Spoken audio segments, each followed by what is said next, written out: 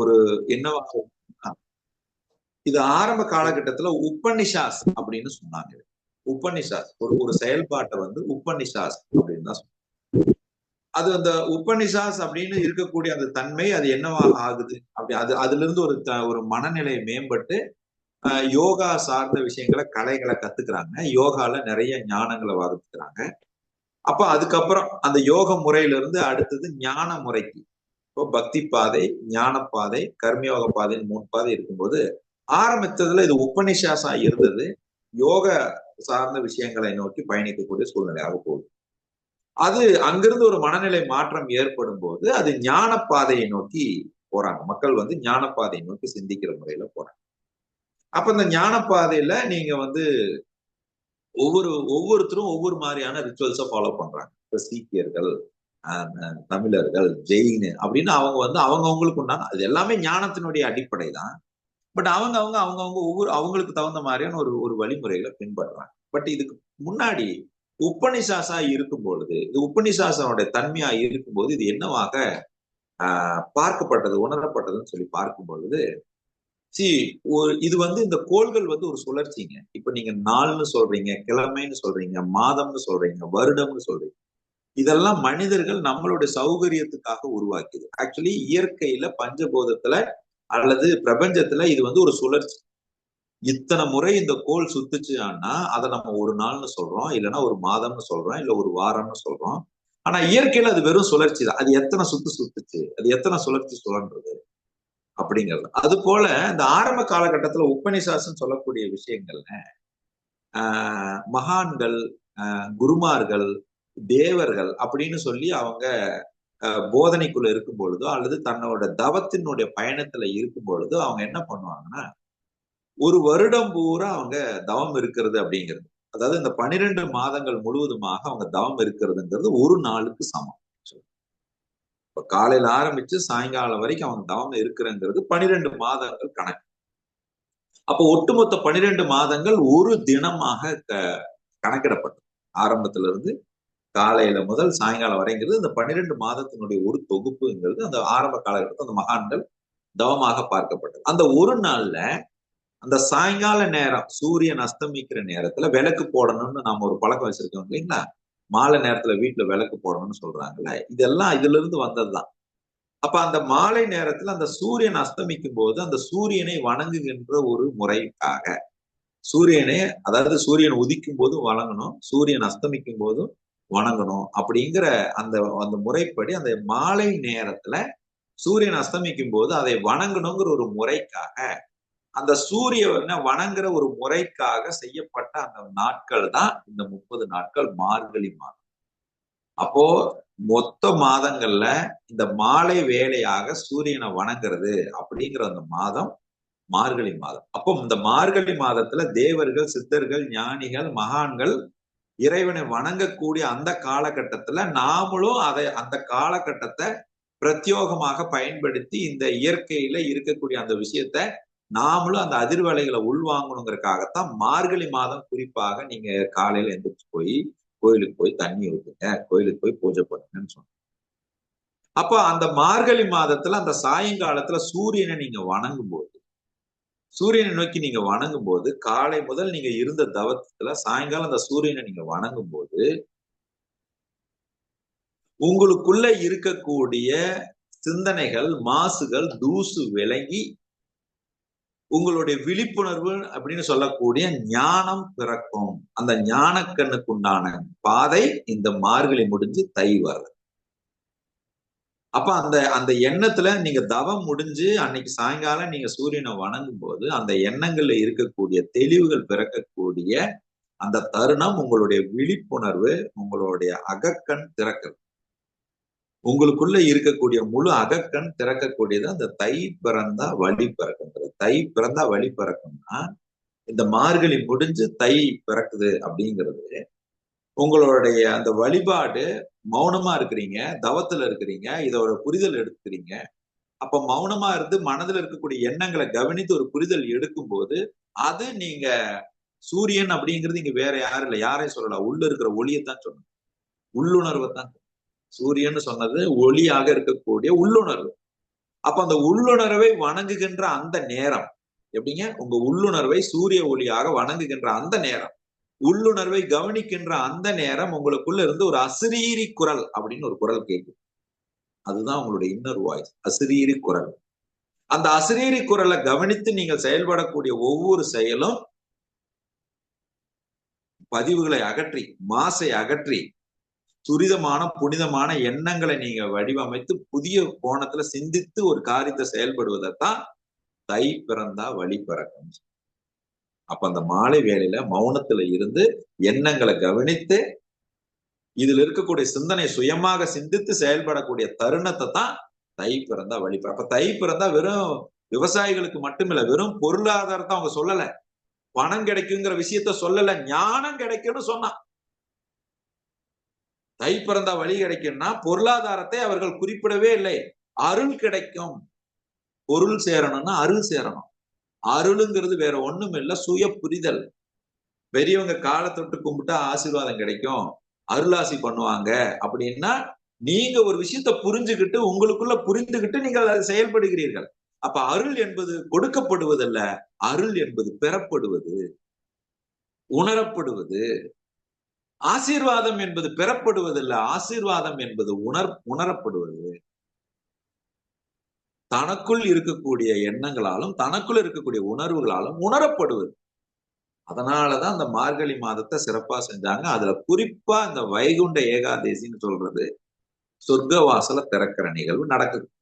மார்கழி மாதத்துல 11வது நாள், 11வது திருநாள் இது நடக்குது. அப்ப இந்த சொர்க்க வாசல் திறக்குதுங்கிறது எதை சொர்க்க வாசல்னு சொன்னா, இந்த ஞான வாசலை சொன்னா சொர்க்க வாசல். நம்மால் கதவை அலங்காரம் பண்ணி கதவை திறந்து சாமியை வச்சு நீங்க எல்லாம் கொண்டாடுறதுங்கிறது எப்படிங்க, ஞானம் பிறந்தால் ஒருத்தன் எப்படி இருக்க முடியுங்கிறத தான் அது சொன்னோம். அப்ப இந்த வாசல் திறக்கணும், இந்த ஞான வாசல் திறக்கணும். இதுதான் சொர்க்க வாசல். அப்ப மார்கழி மாதத்துல வைகுண்ட ஏகாதேசி அன்று நீங்க கோயிலுக்கு போறீங்க, விரதம் இருக்கிறீங்க, இதெல்லாம் பண்ணி நீங்க பூஜை பண்றீங்க, சாமி கும்பிடுறீங்க, எல்லாம் பண்ணுங்க, கூடவே கொஞ்சம் ஞான கண்ணையும் திறந்துக்குங்க. அப்படிங்கறதுதான் இன்றைய ஞான விதை. அப்ப இதுவரைக்கும் மார்கழி எப்படி பாத்தீங்கன்னு எனக்கு தெரியாது. இனிமேல் உங்களுடைய மார்கழி மாதம் என்பது மௌனம் இருந்து தவத்திலிருந்து ஞானம் பெறக்கூடிய விழிப்புணர்வை நீங்கள் விசாலப்படுத்தக்கூடிய உணர்வாக தை பிறந்தால் வழி பிறக்கும். அந்த சொர்க்க வாசலை திறக்கிறதுக்கு மார்கழி மாதம் வந்தா இனி ஞாபகம் வரட்டும்.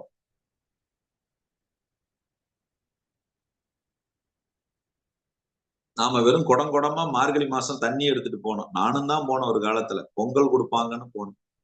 மார்கழி மாசம் மட்டும்தான் 30 நாள் பொங்கல் கிடைக்கும். எனக்கு நல்ல ஞாபகம் இருக்கு. ஒரு டம்ளர் ஒண்ணு பாக்கெட்ல வச்சு, நான் சொல்றது ஒரு 8th 9th படி. மத்த நாளெல்லாம் எங்களை கோயில பார்க்கவே முடியாது. மார்கழி மாசம் 30 நாளும் கோயில்ல பார்க்கலாம். ஏன்னா சக்கரை பொங்கல்.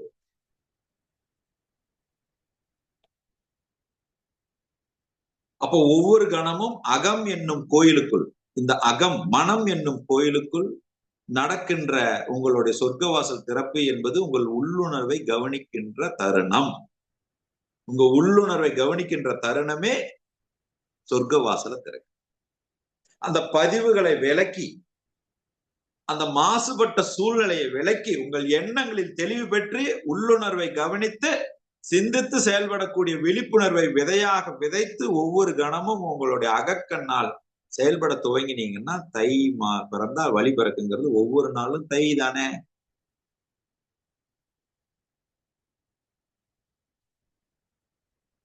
இந்த செய்தியை உங்களோடு பதிவிட்டு உங்களுடைய கேள்விகளுக்கும் நான் பதிலளிக்க காத்திருக்கிறேன். ஏதாவது கேள்விகள் இருந்தால் அந்த கேள்விகளுக்கும் நான் பதிலளிக்க காத்திருக்கிறேன். அதுக்கு முன்னாடி இன்னொரு செய்தியையும் உங்களோட பகிர்ந்து கொள்ள நாங்க காத்திருக்கிறோம். இந்த செய்தியை நான் இப்ப கொஞ்சம் ஷேரிங்கா கொடுக்குறேன் உங்களுக்கு. ஒரு ஸ்கிரீன் ஷேர் பண்ணுறேன்.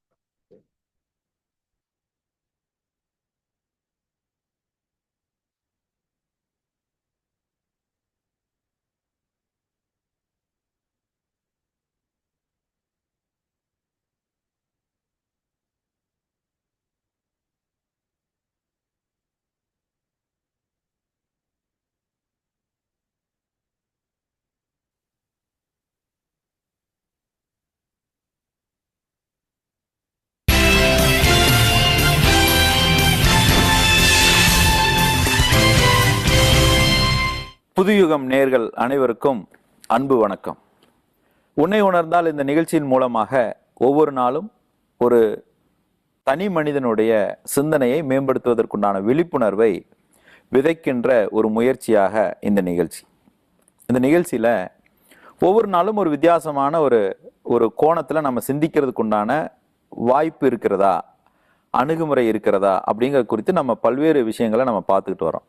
அதில் ஒவ்வொருவரும் தன்னுடைய அணுகுமுறையில் மாற்றங்களை கொண்டு வருவதனால மிகச்சிறப்பாக வாழ்க்கையை மேம்படுத்தி கொள்ள முடியும் அப்படிங்கிறத நாம் தொடர்ச்சியாக விதைச்சிக்கிட்டே வரோம். அதில் இன்னைக்கு நம்ம ஒரு விஷயத்தை பார்க்குறது பீயிங் வெர்சஸ் டூயிங் அப்படின்னு ஒரு விஷயம் இருக்கு.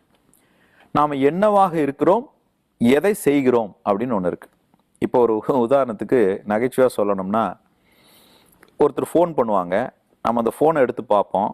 இந்த சனியை இப்போ ஏன் கூப்பிடுதோ அப்படின்னு சொல்லி பார்த்துட்டு, ஹலோ மச்சான், இப்போ தான் உன்னை நான் நினச்சிக்கிட்டு இருந்தேன், 100 ஆயுசுப்பா அப்படின்னு நம்ம சொல்லுவோம். அப்போது ஃபோன் வர்றதுக்கு முன்னாடி சனினா இருந்தது, ஃபோன் வந்ததுக்கப்புறம் நம்ம ஒரு மேம்பட்டதாக நம்ம பேசுகிறோம். இப்போ இதில் என்ன இருக்குது?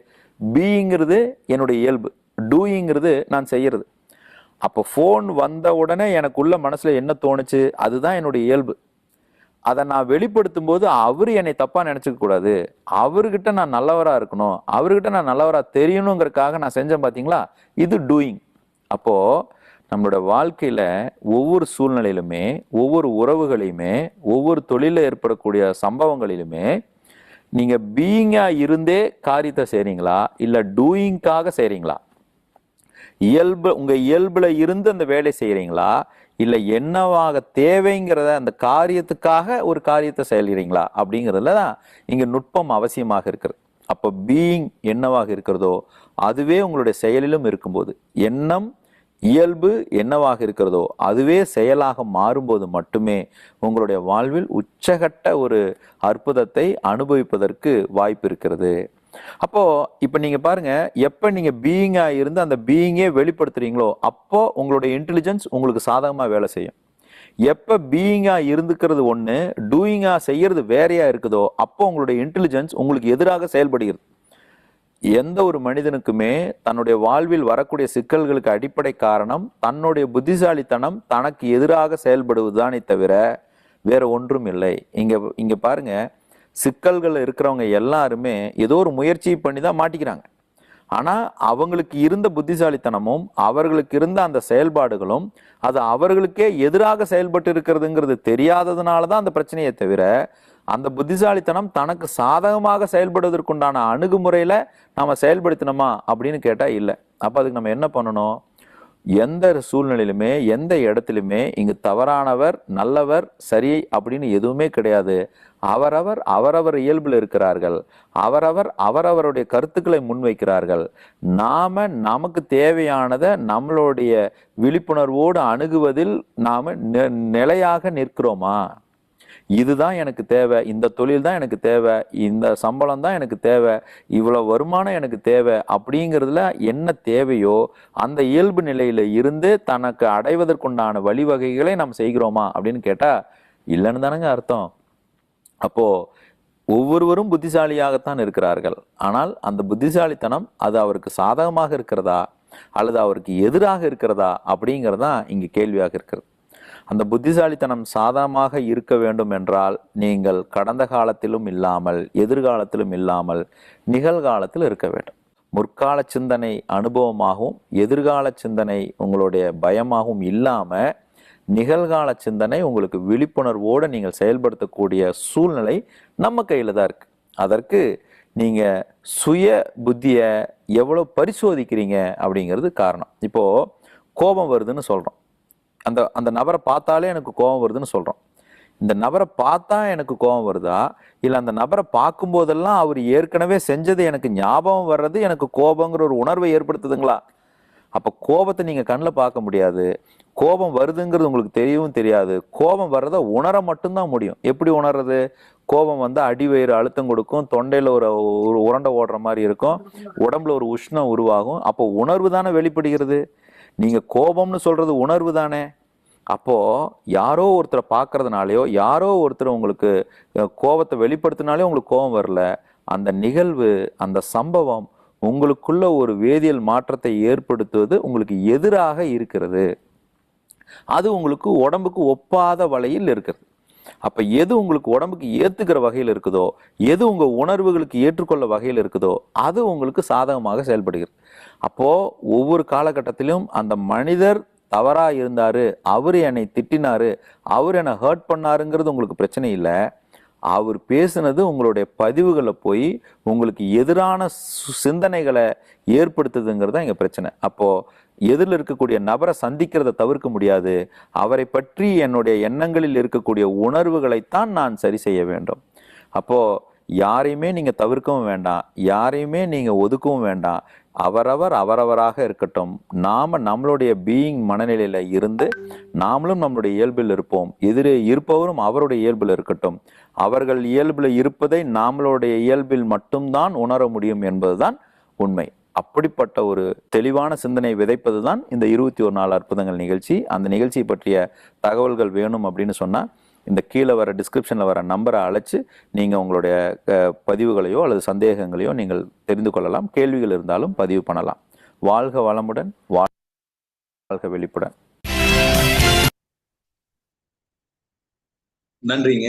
இது போல இந்த நம்மளுடைய செயலினுடைய அணுகுமுறையில் ஒரு புரிதல் தேவை. அப்போ வழக்கமா நீங்க என்ன ஃபாலோ பண்ணிட்டு இருக்கிறீங்க? மார்கழி மாசம் என்ன ஃபாலோ பண்றீங்க? தை மாசம் என்ன ஃபாலோ பண்றீங்கிற நிகழ்காலத்தில் நீங்கள் செய்து கொண்டிருக்கக்கூடிய செயலில் ஒரு தெளிவு ஏற்படுத்தி உங்களுடைய அணுகுமுறையில் சரியான மாற்றத்தை கொண்டு வரும் பொழுது உங்கள் வாழ்க்கையில் அற்புதங்களை அனுபவித்துக் கொண்டே இருக்கலாம் என்கிற செய்தியோடு இன்றைய நிகழ்வின் கேள்வி பதிலுக்கான நேரம் இது. வாழ்த்துக்கள் ஏதாவது இருந்தா நீங்க வாழ்த்துக்களை தெரிவிக்கலாம். கேள்விகள் இருந்தா கேள்விகளை பதிவு விடலாம். இந்த மாதம் 21 நாள் அற்புதங்கள் நிகழ்வு 9ஆம் தேதி துவங்கி பயணித்துக் கொண்டிருக்கிறது. வருகிற திங்கட்கிழமை நாளை முதல் இந்த வகுப்புக்கு புதிதாக அன்பர்கள் அனுமதிக்கப்படுவார்கள். செவ்வாய்க்கிழமை தீட்சை இருக்குங்க, ரியலைசேஷன் தெரப்பி இருக்கு. செவ்வாய்க்கிழமைக்கு அப்புறம், அதாவது அப் டு செவ்வாய்க்கிழமை வரைக்கும் புது நபர்கள் அனுமதிக்கப்படுவார்கள். புதன்கிழமை முதல் அந்த வகுப்புல புது நபர்கள் அனுமதிக்கப்பட முடியாதுங்க, அவங்க அடுத்த வகுப்புல கலந்துக்கணும். அதே போல இந்த மாதத்திற்கான கடன்களை வெல்வோமும் ட்ரீம் டு டிசையர் 2 வகுப்புகளுடைய தேதிகள் பின்வரும் காலங்கள்ல நம்ம குரூப்ல உங்களுக்கு அறிவிப்புகள் கொடுக்கப்படும்.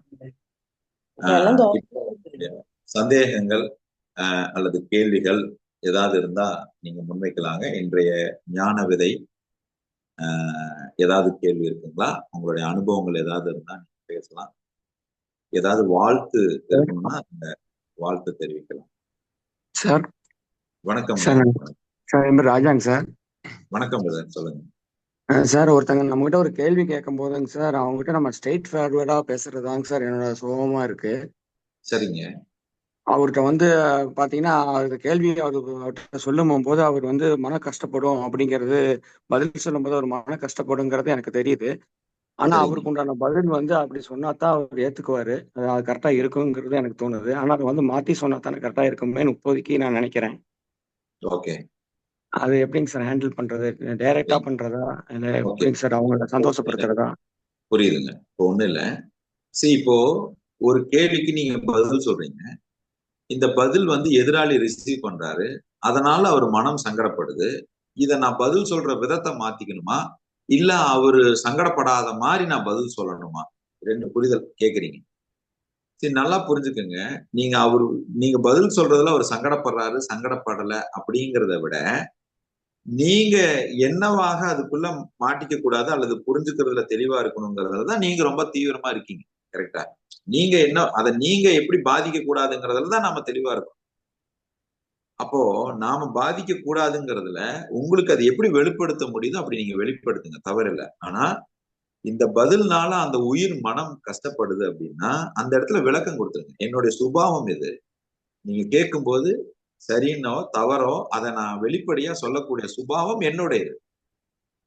நீங்க கேட்கறது எப்படி கேட்கறது உங்களுடைய இயல்புல கேட்கறீங்களோ, என்னோட பதில் சொல்றது என்னோட இயல்பு. இதை நீங்க ஹர்ட் ஆகணும்னு ஒண்ணு இல்லை, அதை நீங்க புரிஞ்சுக்கங்க அப்படின்னு நீங்க அந்த விளக்கம் கொடுத்துடணும். இப்ப அவங்க இப்ப ஹர்ட் ஆக கூடாதுங்கிறதுக்காக நீங்க உங்களை மாடிஃபை பண்ண ஆரம்பிச்சீங்கன்னா நீங்க இயல்புல இல்லாம போயிருவீங்க. இப்ப இயல்புல இல்லாம இருந்தீங்கன்னா நிகழ்காலத்துல இருக்க மாட்டீங்க. நிகழ்காலத்துல இருந்து இல்லாம இருந்தீங்கன்னா நிறைய தவறான முடிவுகள் எடுப்பதற்கு வாய்ப்பு இருக்கு. சரிதானங்க? புரியுது சார். Okay sir. தேங்க்யூ. நன்றிங்க. நன்றி.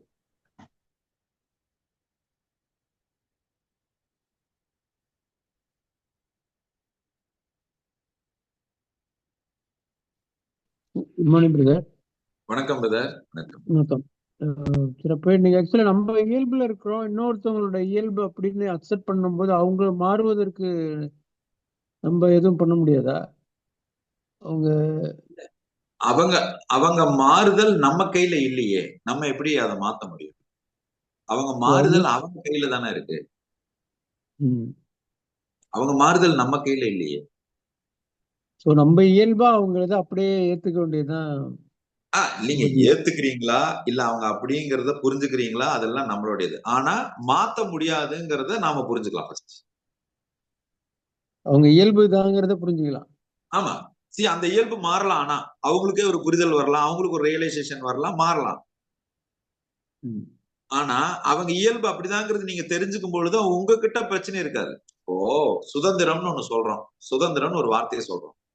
சுதந்திரம்னா என்னங்க? எனக்கு தோணும் போது தோணக்கூடிய வேலையை என் இஷ்டத்துக்கு செய்ய அனுமதிச்சா சுதந்திரம்னு நம்ம நினைச்சுக்கிட்டு இருக்கிறோம். ஆக்சுவலா சுதந்திரம்ங்கிறது அது கிடையாது. சுதந்திரம் என்பது கொடுக்கப்படுவதில்ல. சுதந்திரம் என்பது உணரப்படுவது. என்னை ஒருத்தர் அனுமதிக்கலைன்னா ஏன் அவங்க என்னை அனுமதிக்கலன்னு சொல்லி என்னை நானே புரிஞ்சுக்கிறதுக்கு, அவர்களையும் நான் சேர்த்து புரிந்து கொள்வதற்கு அது ஒரு வாய்ப்பு. அப்ப சுதந்திரம் என்பது என்னையும் புரிந்து என் எதிரே இருப்பவரையும் புரிந்து கொள்வது தானே சுதந்திரம். இந்த ரெண்டு போட்டா போக கூடாதுங்கிறது புரிஞ்சதே சுதந்திரம், கட்டுப்பாடு கிடையாது. அதுதானே சுதந்திரம். இப்போ அந்த இடத்துல ஏன் போறதுக்கு அவங்க அனுமதிக்கல? அனுமதிக்காததுனால அங்க என்ன நடக்குது? அவங்க என்னை புரிந்து கொள்ளாததுனால அனுமதிக்கலையா, இல்ல அவங்களுக்கு ஒரு விஷயம் சரியா நான் தெரியப்படுத்தலையா? இப்போ நீங்க வீட்டை விட்டு வெளியே போறீங்க, சாயங்காலம் 8 மணி ஆகுது, வீட்டுல இருந்து போன் பண்றாங்க, எத்தனை மணிக்குங்க வருவீங்கன்னு போன் பண்றாங்க. வேலை முடிஞ்சதுதான் சொல்ல முடியும் நீங்க சொல்றீங்க. உண்மையிலே உங்களுக்கு அங்க தெரியாது வேலை எவ்வளவு நேரத்துல முடியும்னு உங்களுக்கு தெரியாது. ஃபேக்டா தான். நான் வேலை முடியும் போது இப்படி சொன்னா எப்படி, எத்தனை மணிக்கு வருவீங்க அப்படின்னு கேட்பாங்க. உண்மையிலே நம்மளால சொல்ல முடியாது. ஒரு வேலை அரை மணி நேரம்னு சொல்லி லேட் ஆயிடுச்சுன்னா அப்ப என்ன, இப்ப இது கூட உங்களால முடிவு பண்ணி சொல்ல முடியாதா? இப்ப வீட்டுல இருக்கிறவங்களுக்கு அது தெரியாது. இப்ப நான் என்னை நீ புரிஞ்சுக்க மாட்டேங்கிற, அவங்களுடைய கவனம் உங்க வேலை என்ன இருக்குன்னு புரிஞ்சுக்கிறது கிடையாது. நீங்க டைமுக்கு வர்றீங்களா, நீங்க ஆரோக்கியமா இருக்கிறீங்களா, நீங்க சாப்பிடுறீங்களாங்கிறதா. இப்ப அவங்க கவனம் பூரா உங்க மேல. நீங்க எந்த சூழ்நிலையினால சூழப்பட்டிருக்கிறீங்கிற வருத்தம் அவங்களுக்கு எதுக்கு? அந்த கவலை அவங்களுக்கு எதுக்கு? ஆனா நாம என்ன கேட்கிறோம் பொதுவா, நீ ஏன் இப்படி என்னை புரிஞ்சுக்கவே மாட்டீங்க? வீட்டு விட்டு வெளியே போனா 8 மணிக்கு மேல 100 போன் பண்ற.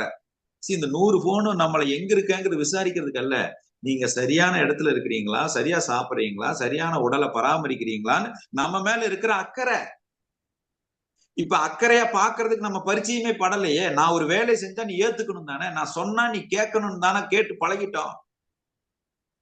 சொன்னா புரிஞ்சுக்குவேன், வேலை முடிஞ்சா வர்றேன்னு சொன்னான்னு புரிஞ்சுக்க. இல்ல, நம்ம விளக்கம் கொடுக்கணும். ஏன்னா அது அவரோட இயல்புங்கும் போது நீங்க அந்த இடத்துல விளக்கம் கொடுக்கணும். சரி, ஓகே, விளக்கம் கொடுக்குற மாதிரி இல்ல, அங்க அவசர சூழ்நிலை, விளக்கம் கொடுக்குற மாதிரி இல்ல அப்படின்னா, விளக்கம் கொடுக்க முடியாத இடத்துல கூட என் கணவர் அவசியம் வந்தா விளக்கம் கொடுத்துருவாருங்கிற பதிவை ஏற்கனவே நான் விதைச்சிருக்கணும். என் பழக்கமே அப்படி இருந்திருந்தா சரி, இத்தனை நாளா சொன்னாரு, இன்னைக்கு சொல்ல முடியலன்னா ஏதோ ஒரு எமர்ஜென்சில இருப்பாருன்னு புரிஞ்சுக்கலாம். எப்பவுமே சொல்லல அப்படின்னா அப்ப அது சுதந்திரம் கிடையாது, சந்தேகம் என்பது கிடையாது. என் மனைவியினுடைய குணம் என்ன என்பதை நான் தெரிந்து கொண்டு அதற்கேற்றாற் போல நான் என்னை வெளிப்படுத்துவதற்கான வாய்ப்பு.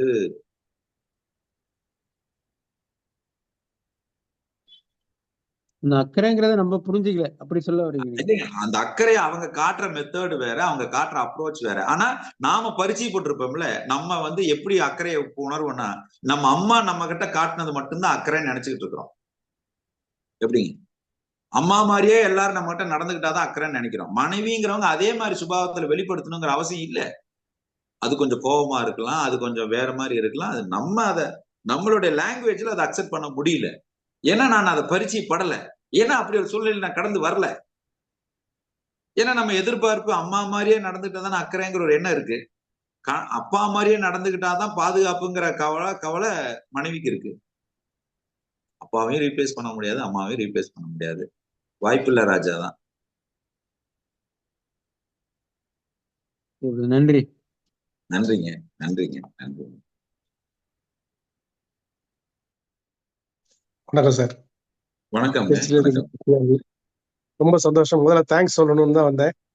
புது யுகமோட வீடியோவை இதுல போட்டு, அதாவது என்னன்னா ரொம்ப அப்படியே கரெக்டா கோர் டு த பாயிண்ட் அந்த விஷயத்த ஹைலைட் பண்ற ஒரு ப்ரோக்ராம் அது. ஒரு டிவியில பேசுறோம் அப்படின்னா ஒரு 10 நிமிஷத்துல 10,000 விஷயத்த புரிய வைக்கிற ஒரு டூலு. அதை தெளிக்கும் போது they will ask lot of questions. அது கேள்வி கேட்காம சிலது சொல்யூஷன் கிடைக்கிற ஒரு டூலை வந்து நீங்க கொடுத்தது. அதாவது நான் ஒரு ஒரு ஒரு ப்ரோக்ராம்ல போய் ஸ்கூல்ல போய் பேச போகும்போது கேட்டாங்க, செக்யூரிட்டி கேட்டார், சார் நீங்க டிவியில பேசுறீங்களா சார்? அப்பதான் சார் எங்களுக்கு இங்க ஸ்பீச் அலௌடு. என்னடா அது, நான் ஒரு நல்ல விஷயத்த மக்களுக்கு சொல்லணும்னு நினைக்கிறேன், டிவியில பேசுறீங்களா? அதனால என்ன வேலையெல்லாம் விட்டுட்டு நான் டிவியில பேசுறதுக்காக போனேன். அந்த டிவியில போனா காமன் நேரம் பேசுறதுக்கு 1 லட்சம் ரூபா கொடுங்கன்றாங்க. சோ இது மாதிரி இன்னைக்கு உலகம் ஒருத்தட்ட எவ்வளவு வேல்யூபுளான விஷயம் இருக்கு அப்படிங்கறத எடுத்துக்கிறதுக்கு தயாரானுமே வெளிய, இவர் அங்க பேசியிருக்காரா இங்க பேசியிருக்காராங்கிறது இப்ப உங்களை பத்தி எங்களுக்கு நல்லா தெரியும். ஆனா சில பேர் டிவியில பேசியிருந்தா இன்னும் வேல்யூபுளா இருக்கும் அப்படின்னு நினைக்கிற மக்களுக்கு ஒரு அருமையான விஷயத்த ரொம்ப 10 நிமிஷத்துல பிரமாதமா நீங்க கொடுத்துருக்கீங்க. ரொம்ப சிறப்பு. அதுக்கு நன்றி சொல்லதான் மெயினா வந்தேன். ஒவ்வொருத்தரோட பரிணாமம் வெவ்வேறு டைமென்ஷன்ல இருக்கு.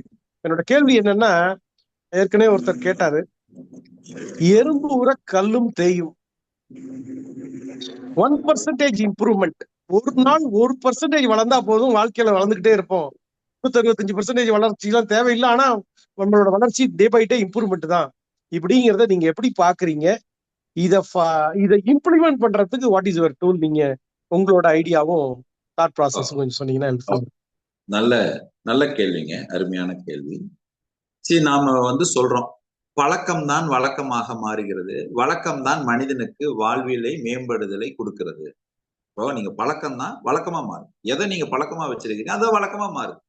எதை நீங்க வழக்கமா செய்யறீங்களோ அதுதான் உங்க வாழ்க்கைய நிர்ணயம் பண்ணுது. வாழ்க்கை தரத்தை நிர்ணயம் பண்றது உங்களுடைய வழக்கம்.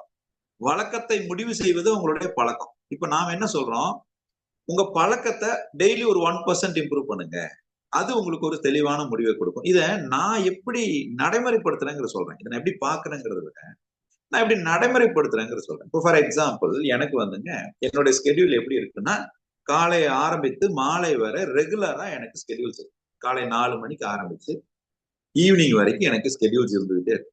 இப்போ சம்டைம்ஸ் எனக்கும், நானும் மனிதர் தானே, நானும் ஒரு சராசரியா ஒரு ஒரு ஒரு உயிர் தானுங்க, எனக்கும் சோர்வு வரலாம், எனக்கும் என்னடா இதுன்னு ஒரு எண்ணம் வரலாம். இப்போ அந்த எண்ணத்தை நான் எப்படி கையாளுறேங்கிறது பார்க்கலாம். ஏன்னா நீங்க இம்ப்ரூவ்மெண்ட்னு சொல்றது you are overcoming something. இம்ப்ரூவ்மெண்ட்னு சொல்றது என்னங்க, you are overcoming something. அத எப்படி தெளிவா சொல்லலாம் அப்படின்னு கேட்டீங்கன்னா, அத ஒரே வார்த்தையில சொல்லணும்னா ரேடிக்கல் அடாப்டபிலிட்டின்னு ஒரு வார்த்தை இருக்கு ஆங்கிலத்துல. ரேடிக்கல் அடாப்டபிலிட்டி அப்படின்னா தீவிரமாக ஒத்துப்போகும் தன்மை. தீவிரமாக ஒத்துப்போகும் தன்மை. இப்போ 1% இம்ப்ரூவ்மெண்ட்ங்கிறது, நான் எந்த விஷயத்துல நான் தீவிரமா ஒத்து போகலையோ அந்த விஷயத்துல என்னால இன்வால்மெண்ட் கொடுக்க முடியாது, அந்த விஷயத்துல என்னால அர்ப்பணிப்பு கொடுக்க முடியாது. அப்ப நான் எங்க தள்ளி போடுறனோ அங்க நான் அந்த சந்தர்ப்பத்தை நான் ஒத்து போகலன்னு அர்த்தம். நான் எங்க சோம்பேறித்தனமா இருக்கிறனோ அந்த இடத்துக்கு நான் ஒத்து போகல. தீவிரமாக ஒத்து போகும் தன்மை, அந்த நிகழ்வுல நான் இன்னும் ஒத்து போகலன்னு அர்த்தம். ஒத்து போகலன்னா என்ன, அதை நான் இன்னும் புரிஞ்சுக்கலன்னு அர்த்தம். அப்ப இந்த ரேடிக்கல் அடாப்டபிலிட்டிங்கிறது 1% இம்ப்ரூவ்மெண்ட்ங்கிறது என்னுடைய வளர்ச்சிக்குங்கிறத விட இந்த சூழ்நிலைக்கு நான் இப்ப ஒத்து போகணும், இந்த இடத்துக்கு நான் இப்ப ஒத்து போகணும். இப்ப ஒத்து போறதுங்கிறது சில நேரம் உங்களுக்குள்ள ஒரு கேள்வி கொடுக்கும், நான் விட்டு கொடுத்து போறனோ, இறங்கி போறனோ. ஒத்து போறது வேற, இறங்கி போறது வேற.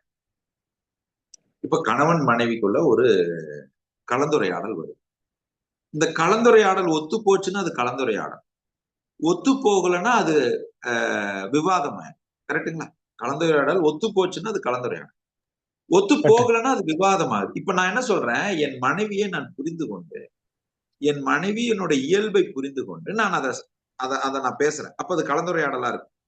நான் அவ இயல்பை புரிஞ்சுக்காம பேசினேன்னா அது கருத்து வேறுபாடா தான் இருக்கும். அப்போ என்னோட இயல்பு இந்த இடத்துல எனக்கு இப்ப போர் அடிக்குதுன்னு தோணுது, இல்லைன்னா சோர்வு இருக்குதுன்னு தோணுது. இது என்னோட இயல்பு. இப்ப சோர்வு இருக்குது எனக்கு தெரியுது. ஆனா இந்த சோர்வை நான் நீட்டிச்சா, இந்த விஷயத்துக்கு நான் சோர்வை நான் கவனிச்சு நான் வேலை செய்யாம இருந்தா நான் ஒத்து போகல. ஒத்து போகலைன்னா எனக்கு அது அது நீடிக்கும். அப்ப நான் ஒத்து போகணும்னா அந்த இடத்துல நான் அதை தவிர்க்கணும். அதுக்கு யூ டர்ன் தான் போடணும். இந்த சோர்வுக்கு யூ டர்ன் தான் போடணும். யூ டர்ன் தான் தீர்வு. அப்போ எறும்பூர கல்லும் தேயும் அப்படிங்கிற அந்த பழமொழிக்கு பின்னாடி இருக்கக்கூடிய அர்த்தம், பிராக்டிஸ் மேக்ஸ் மேன் பர்ஃபெக்ட். அப்போ அதாவதுங்க, பர்ஃபெக்ட்ங்கிறது எதுங்க? when you do the things regularly close to the completion. பர்ஃபெக்ட்ங்கிறது என்னங்க? when you do the things regularly close to the completion. அதுதான் பர்ஃபெக்ஷன். இன்னும் சரியா பண்ண, when you do the things regularly close to the completion. அந்த எப்ப கம்ப்ளீட்டா close பண்றீங்களோ அது பர்ஃபெக்ஷன் ஆகுது. அப்ப என்னுடைய பழக்கத்தை நான் எப்ப கம்ப்ளீட்டா பண்றேனோ அது பர்ஃபெக்ஷன் ஆகுது. அப்ப அந்த பர்ஃபெக்ஷனுக்கு போற வரைக்கும் நான் எடுக்கிறது 1% தானே. காலையில ரெகுலரா எந்திரிக்கணும்னு நினைக்கிறேன், எந்திரிக்கல. ஆனா எந்திரிக்கிறதுக்கு உண்டான எண்ணத்தை நான் ரீடைன் பண்ணிட்டே இருக்கேன். this is also 1% growth. எந்திரிக்கணுங்கிற எண்ணம் வச்சிருந்தா கூட அதுக்குள்ள அது அடங்குது. ஆனா நான் என்ன முடிவு பண்ணேன்னா, எந்திரிச்சா மட்டும்தான் அது கம்ப்ளீட் ஆகுதுன்னு நினைக்கிறேன். அது எந்திரிச்சா மட்டும்தான் அது பழக்கம் நிறைவு கிடையாது. அந்த எண்ணத்தை வைக்கிறதுனாலே அதுக்குள்ள அடங்குது. That also comes under 1%. அப்போ நீங்க எந்த விஷயத்த முயற்சி பண்ணீங்கன்னாலும் போர் அடிக்கும். எப்போ போர் அடிக்குதுன்னா, அதுல தீவிரமும் ஆர்வமும் குறையும் போது போர் அடிக்கும். தீவிரத்தையும் ஆர்வமும் குறைஞ்சதுன்னா யூட்டர்ன் போட்டுருங்க. சிறப்பு சார். Thank you sir. நன்றி.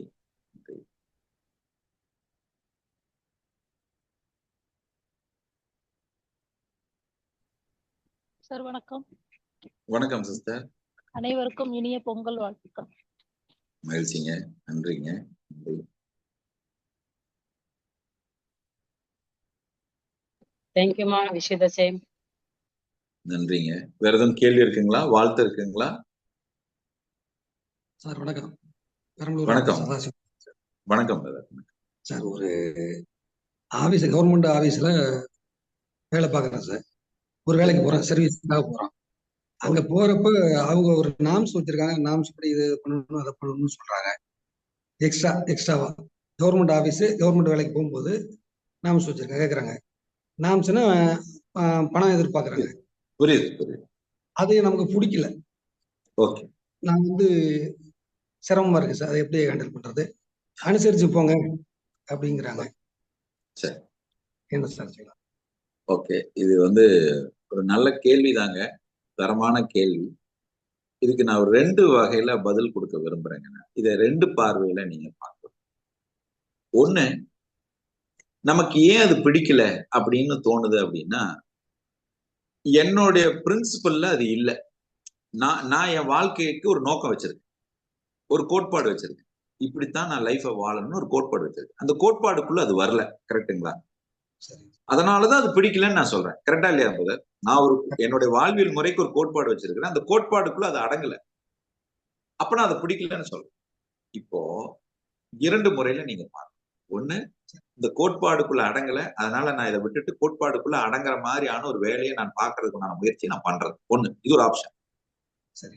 இன்னொன்னு, இந்த கோட்பாடுக்குள்ள அடங்கல, நான் போயிட்டு இந்த கோட்பாடை நான் அந்த இடத்த மாற்றி அமைப்பதற்குண்டான வாய்ப்பை எனக்குள்ள நான் உருவாக்குறதுக்கான ஒரு செயலை செய்யறது. இது 2ல நான் எதை வேணுமோ அதை நான் தேர்ந்தெடுக்கணும். அதை விட்டு போட்டு இதை செய்யக்கூடாதே, அவங்க ஏன் செய்யறாங்க, தப்பு பண்றாங்களே அவங்க ஏன் பண்றாங்கன்னு நாம அந்த ஆராய்ச்சிக்குள்ள போனோம்னா நம்மளுடைய வாழ்வியல் முறை கெட்டுப்போம். சரி, சொல்லலாம் சார் இது வேண்டாம் சொல்லலாம். கேட்டாங்கன்னா ஓகே, கேட்கலன்னா என்ன பண்ணுவீங்க? அப்போ இதுக்கான பதில், எனக்கு வேலைதான் வேணுங்கிறது நோக்கமாக இருந்தா என்னுடைய கோட்பாடுக்குள்ள அந்த வேலையை அடைவதற்குண்டான வேலையில நான் துரிதமா பயணிக்கிறது. இல்ல இந்த மாதிரியான கேள்வி கேட்கறாங்க திருத்துறது தான் என்னுடைய நோக்கமா இருந்தா அதுக்கான வேலை செய்யுது. இப்ப நோக்கம் எதுன்னு பாருங்க, அந்த நோக்கத்துக்குண்டான வேலையை செய்யும். சரிங்க, ரைட்டுங்களா? ஆனா ஊரை திருத்துறது நம்ம வேலை இல்லை, நம்ம நோக்கம் அதுவும் இல்லை. சொல்லலாம், பாத்துக்கங்கன்னு சொல்லிட்டு நம்ம வேற வேலைக்கு பார்க்கலாம். சரிங்க சார். நன்றி நன்றி மகிழ்ச்சி. சார். நன்றி. தேங்க்யூ. பிரதர், வணக்கம் சிஸ்டர். அந்த அந்த கேள்வி ஒரு தடவை சொல்லிட்டு திருப்பி ஒரு தடவை கொஞ்சம் விளக்கம் கொடுங்களேன். ஏன்னா இப்போ அதுல அவங்க கேக்குறாங்க அப்படின்னும் போது அந்த வேலையை செய்யறதுக்கு கொடுத்துதான் ஆகணுமா? இப்போ அவர் வேலையை முடிக்கணும் அப்படின்னு சொல்லும்போது எப்படி அவர் அதை ஹேண்டில் பண்ணுவார்? அங்க ஒரு இல்ல கான்ட்ரவர்சி இல்லைங்களா? இல்ல இது நபருக்கு நபர் மாறுபடுங்க. நான் என்ன சொல்றேன், நீங்க ஒரு கோட்பாடை வச்சிருக்கீங்க, கொடுக்க கூடாது, அப்படி கேட்க கூடாதுன்னு கோட்பாடு வச்சிருக்கீங்கன்னா, அப்படி வாழணும்னா அதை விட்டுட்டு வேற வேலையை பாருங்க. இல்ல ஏன் இப்படி வாங்குறாங்க, வாங்கக்கூடாது, தப்பு, நான் ஊரை திருத்தணும்னு நினைச்சா அதை செய்யாதீங்கன்னு நான் சொல்றேன். சொல்றதோட நிறுத்திக்கங்க, நீங்க வேற வேலையை பாருங்கன்னு நான் சொல்றேன். ஓகே நம்ம வேலை அது இல்லைங்கிற. Okay, thank you.